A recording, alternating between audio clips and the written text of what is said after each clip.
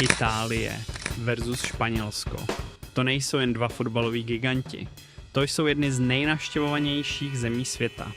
Ale možná vás aspoň jednou napadla otázka, která z těchto dvou zemí je lepší pro týdenní dovolenou. A od toho, abych vám zodpověděl vaše otázky, jsem tady já. Kanál POV cestování. Přichystejte si něco dobrýho k pití a jdem na to.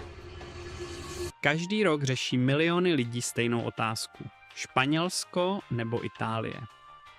Obě země vypadají na fotkách z Instagramu naprosto dokonale, ale realita je v mnoha věcech úplně jiná.